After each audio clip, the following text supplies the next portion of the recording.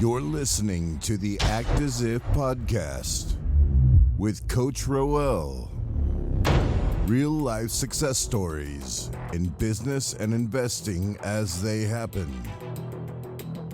And now, here's your host, Coach Roel. All right, welcome back to this episode of the Act As If podcast. This is part 2 of our interview with Annmarie Kuch. And previous episode was her Act As If, so it was the grown up Let's Pretend episode. This one, we're catching up with Annmarie as her present day self. And we're going to talk about how that experience was with her. And if you did, I do recommend that you catch the previous episode first so that they have some context. And we're going to find out how much of what she shared with us was actual reality for her today and how much was part of her vision for her future. So welcome back, Annmarie. Thank you. So nice to be here. Yeah. It's funny because it's no secret. We just recorded the first episode like a few minutes ago from the recording, but when this is released, it's probably maybe a few days to a week after. Mm-hmm. But how was that? I know we were talking about before we hit record on the previous episode that it's a bit of a weird concept, mm-hmm, right? Mm-hmm. So let's talk about that. How challenging or how was that experience for you now that we've gone through that Let's Pretend Act As If episode? I think it was a great experience. Definitely, this is something that, in theory, I have learned before, that I understand the value of, and but as putting it into practice, not as much, right? So, but it doesn't mean it's not valuable. So I found it was incredible. I mean, one thing about that practice and that to go through that is it just it makes you feel so good because you've achieved what you wanted to achieve, and the feelings that have come along with it are very inspiring, right? Very encouraging, mm-hmm. and you just can't wait for it to happen, right? So let's put this into context first, because some people who might be watching or listening to this, they don't have the context. Like you and I go back several years. Mm-hmm. So I might make you blush a little bit, but you and Kevin have done quite a lot in real estate investing. So you've actually done at least half a dozen rent to owns. Mm-hmm. You have like legitimately helped people achieve home ownership, whereas mm-hmm. before they met you, they didn't know how they were going to do that. So you've done that. You've done a few flips, like in the traditional sense, fix and flips, right? Mm-hmm. And you've also done some fix and holds. Mm-hmm. And then you've done a lot of, mm-hmm. I think, almost every type of real estate strategy, creative real estate strategy there is out there, mm-hmm. short of, and I think you mentioned off camera, short of commercial retail and land development. But you did talk a lot about this land development deal that you quote unquote did in the past. So where are you at with that land development? Did it really happen, or is that something you're currently in present day, 2021 as we're recording this? Are you currently working towards that land development deal? Yes, absolutely. Yeah, I'm currently working towards it for sure, 100%. So how much of that is happening right now? Like, do you have 11 acres already? Do you have capital yet? Or, bring me to that. Walk us through that. Yeah. So we have the land. We definitely have acquired the land. We've acquired the investor partners. We have the corporation. We have the plans. We are currently severing the land into two pieces, two lots, and we're just starting to raise money. We're going to be breaking ground next year. Exciting. Mm-hmm. So really hopefully within the 36-month time frame, mm-hmm. all of the stuff that you had described in the previous episode will have come to fruition. Yes, and let's meet again so then I can share even more. That's exactly what I hope to do is having this exercise in a safe environment where you can play Let's Pretend and act as if it's already happened. So you can, design it or visualize it in detail and feel those feelings. And then I totally want to be able to call you back and be able to say, hey, remember when we talked about this, we were just pretending the work was in the process or process, pardon me. I'm speaking a lot of American these days. And now look at you, it actually came to fruition. So in terms of, as you were talking about it, the land development deal, as if it was completed in the past, what was going through, what kind of feelings did you feel? Like, bring us to that. I was feeling accomplished, completed, inspired to do it again, to do something similar to that. Could look slightly different, but definitely another land development project. So so really just so much excitement and feeling of accomplishment, and really proud, right? Like proud and feeling fulfilled, that, wow, like that was a big one. But it's done. It's a success. I can't believe that it's done and it was a success, but that, just the learning. I mean, I always think about, well, time's going to pass anyway. So let's just make the most of every moment and every day, and let's put everything into it, because what else is there? Right. So really excited that just being all in, and just giving it our all and having it be so successful is just such an excitement, really. Right. Good. How was it compared to, you mentioned just a few minutes ago that you do similar types of exercises, like I guess writing it down, but you haven't really done this where it's a role playing in a sense. So how is this different from what your usual goal setting and goal achievement, processes? Well, it becomes very real when you're speaking about it, and especially not just saying it out loud to yourself or writing it in your journal or even visualizing it in your mind, which is very, very important, because our brain loves pictures, right? So the more you can visualize, the better, where your brain doesn't know whether it's, actually real or not, right? So when you visualize and you feel it and the visual part, it's like, oh, it's real. So I think, the difference between those exercises that I've done and by yourself, yeah. And this is I think it's quite monumental, being that, it's the flip side. It just like, it's real. It's already happened. If you can see it in your mind, if you can visualize it and you can feel the feelings, you can accomplish it. You absolutely can accomplish it. So it instills that feeling of, I can do it. Positivity and belief. It's the belief that, of course I can do this. I can do this, no problem. So I think it really helps with that. I know it really does. And actually, the excitement is a real huge feeling for me in this whole process, is the excitement. So, because, when you go through projects and things take time, and they've been taking, especially in the environment we have today, things are taking a lot longer. You kind of lose a little bit of the honeymoon stage, the excitement sometimes, and you're in the mud and in the weeds with it. But this actually gives a renewed excitement. You can hear it in my voice, like I can't make this stuff up, right? Like it's real.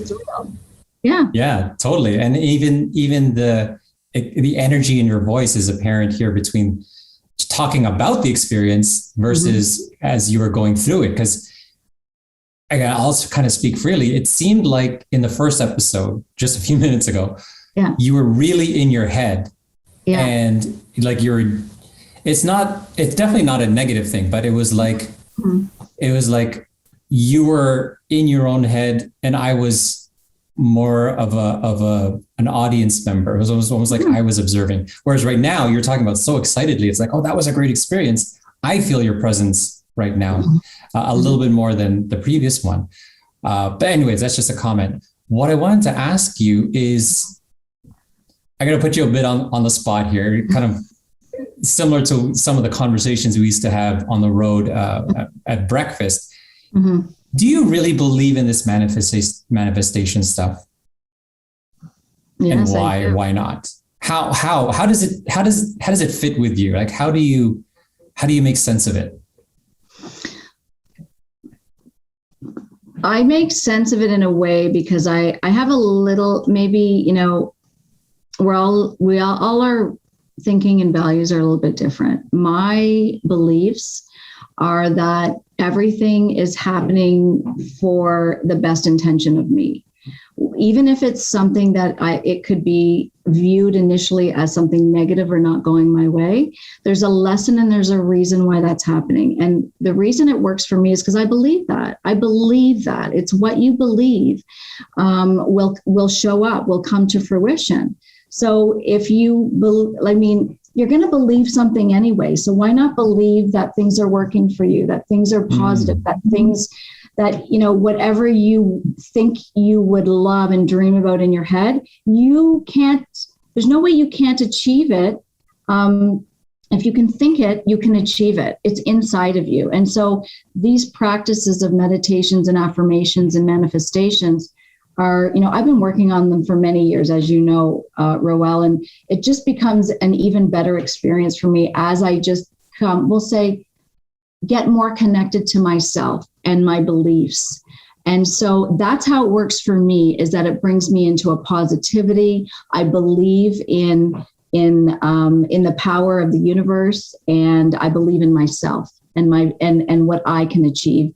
And I know everything is working in alignment, the co-creation of my life, working together to make that happen. And so that's why I see when I focus on that things will show up. You have to be aware. You have to be very aware and being present in the moment though, right? So you can see these little realities that happen, that come up, that you recognize, that are, oh, that's right. That's what I wanted. That's leading me the way. And sometimes when you think it's not, I do really believe I didn't get this property, just as an example. It wasn't meant for me. There's something else that's better suited for me.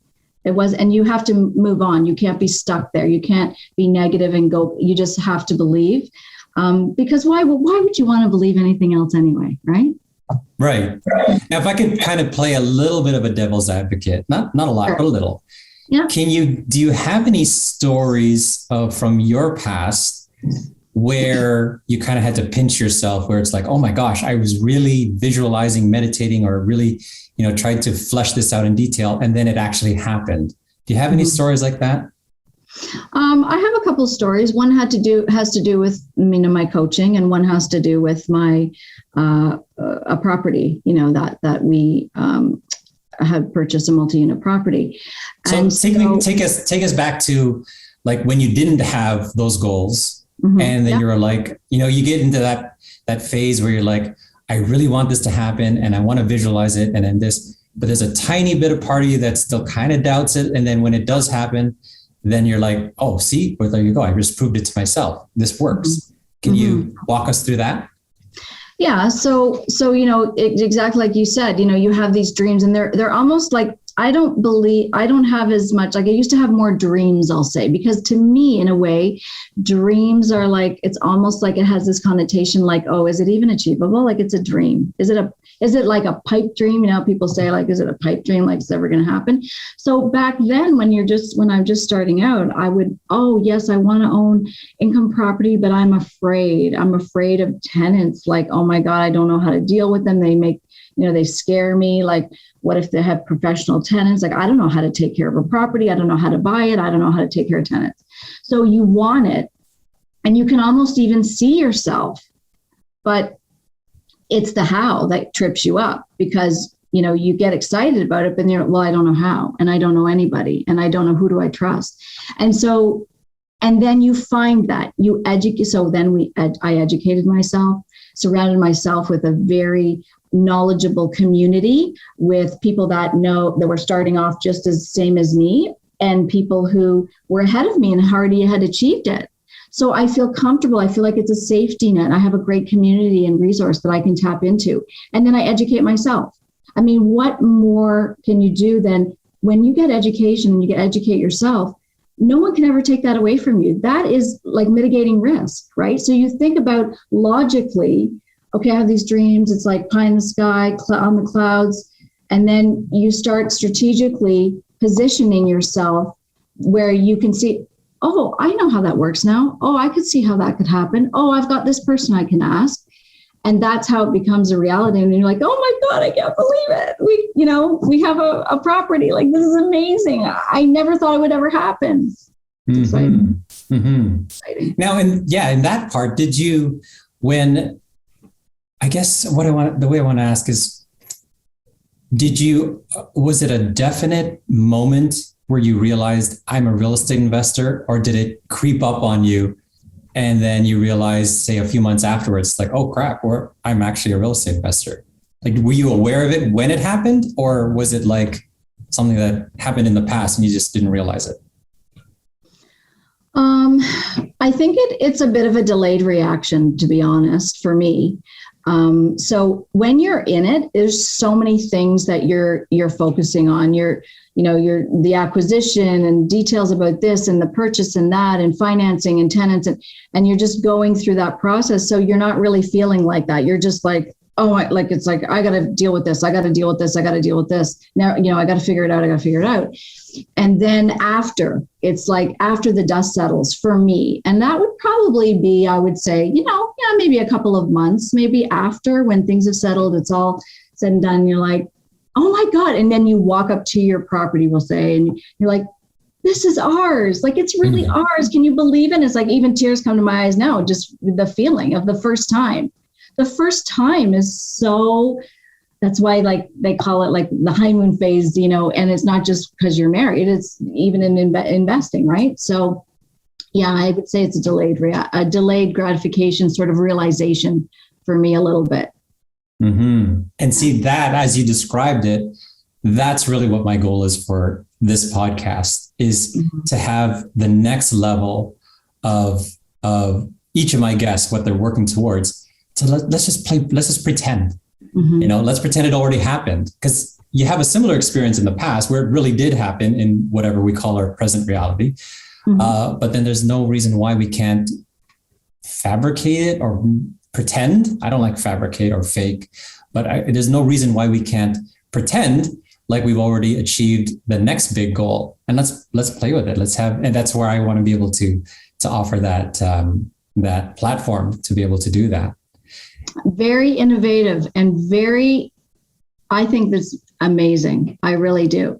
I think this is, I really have enjoyed this process.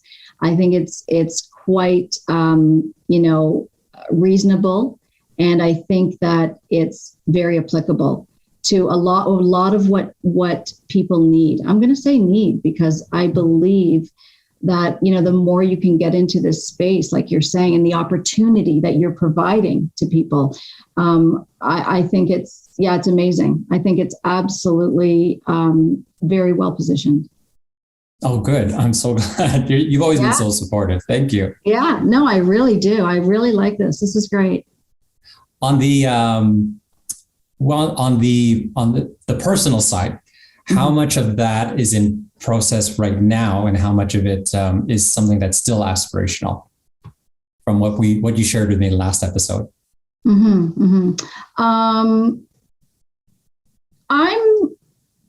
I'm on my way. I've put a lot of work into my personal growth and my health and wellness, like I was mentioning, and a lot of really great practices.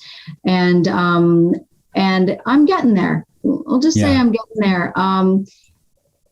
I feel really good, actually, about where it doesn't mean that I've accomplished where I want to be, but I know what to do. I've got a really good handle on things. I've got great partners.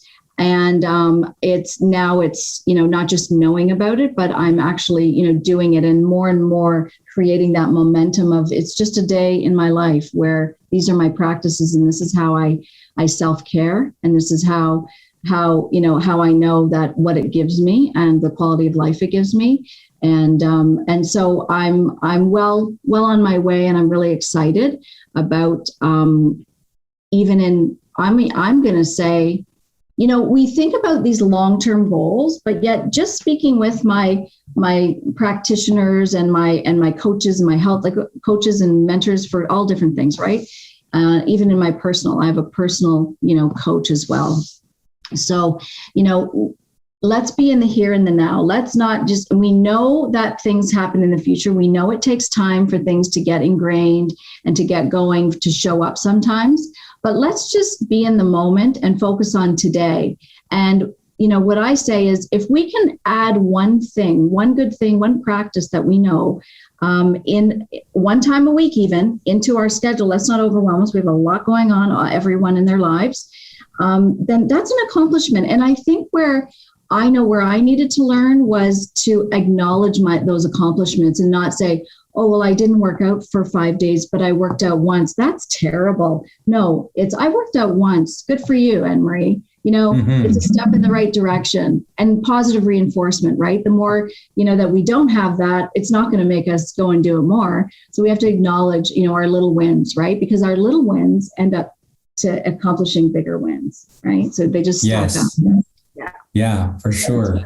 Now, part of the, I guess one of the objectives of this podcast format as well is to also be a self-fulfilling prophecy. So for any viewers or listeners to either the first and or the second part of your interview, if your story resonates with somebody, how can they get in touch with you? What would be the best way? Do you have a website? Do you have social media? How would you want people to make a first contact? Yeah, they can. There's lots of different ways. So I am on, I'm on Facebook. I'm on Instagram. Definitely, those are some great ways. And also my website, Sweetwater properties.com. So yoursweetwaterproperty.com. That's my website. And there's a contact form there as well. So either way, I like a lot of social media as well.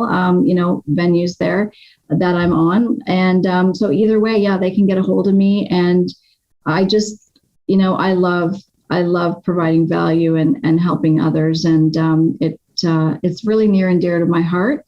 And so I'm excited. I'm excited always meeting new people and whatever it is. Sometimes it's for a long time, for a certain types of engagements, and sometimes it's just for one conversation, right? So either way, I'm really happy to engage in those connections. Excellent. Well, again, thank you so much, Annmarie, for being in my inaugural season of the Act As If podcast. I really appreciate it, and your support and playing along with this new idea that I have. It's new for me too. And I'm really, really looking forward to being able to catch up with you again, to be able to look back to these episodes and say, look what you did. It's amazing. So yes. Thank you so much. I really do feel honored to have been invited to be here. I really do respect, what you're doing and your great acumen in this professional in the real estate. You have proven yourself to be, a leader as well in my eyes and in my mind. So, I'm really happy to be here with you and get connected again. So thank you so much for including me and inviting me. My absolute pleasure. Thank you again, Annmarie. Take care. All right. Thanks.